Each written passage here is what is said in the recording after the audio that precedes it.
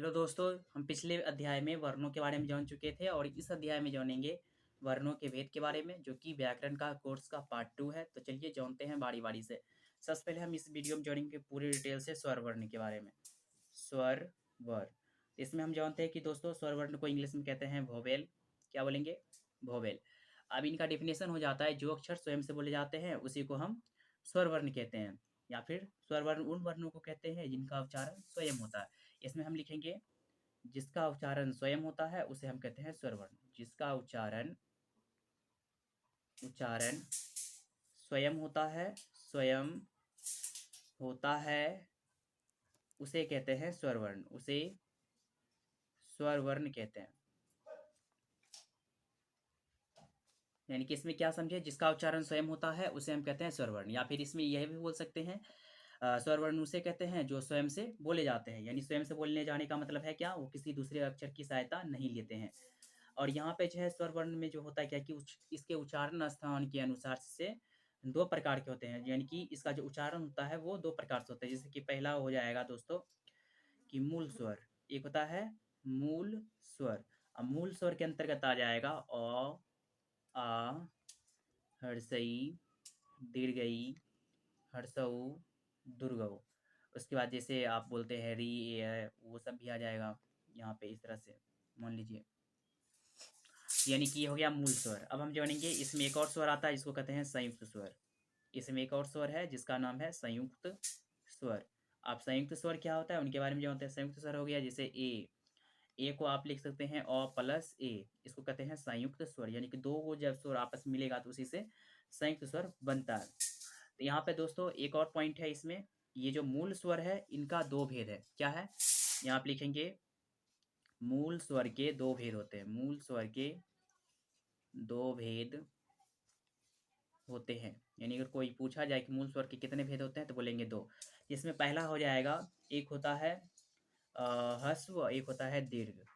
एक होता है ह्रस्व, दूसरा होता है दीर्घ। यानी कि क्या समझे, मूल स्वर के भी दो भेद हैं, जिसमें एक आता है ह्रस्व, एक होता है दीर्घ। ह्रस्व में आ जाएगा अ, हर्षई, हर्षऊ, री।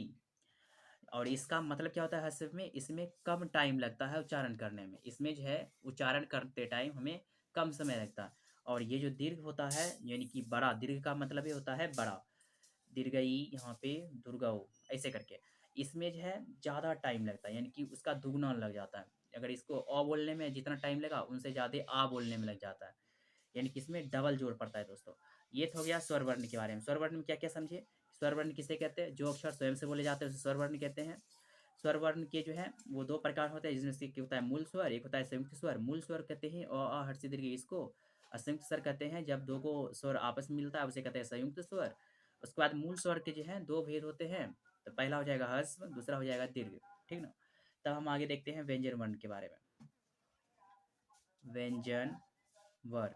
अब व्यंजन वर्ण क्या होता है दोस्तों, उनके बारे में जानते हैं। तो आप व्यंजन वर्ण के बारे में जानते ही होंगे कि व्यंजन वर्ण उन वर्णों को कहते हैं जो स्वर वर्ण की सहायता लेते हैं। इसमें क्या लिखेंगे, व्यंजन, यानी कि लिखेंगे यहाँ पे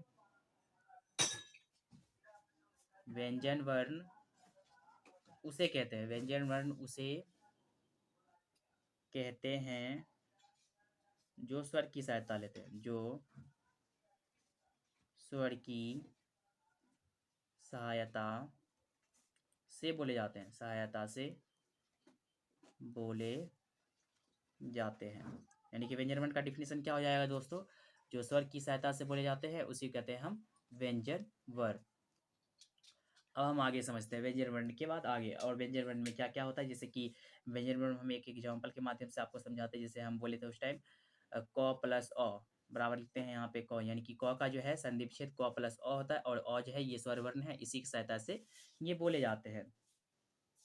ये हो गया इसका। और इसके जो है तीन भेद हैं दोस्तों, व्यंजन वर्ण के तीन भेद हैं। तो व्यंजन वर्ण के तीन भेद है, जिनमें से कि पहला हो जाएगा, यहाँ आप लिख देते हैं व्यंजन वर्ण के तीन भेद है। व्यंजन वर्ण के तीन भेद होते हैं, तीन भेद होते हैं।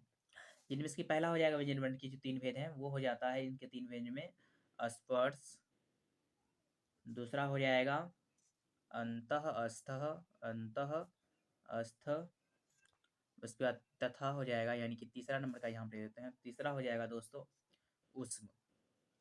उष्म का मतलब होता है दोस्तों गर्मी। अंतःस्थ मतलब हुआ अंदर का। स्पर्श मतलब स्पर्श यानी कि जो होता है। अब आगे देखते हैं क्या-क्या है।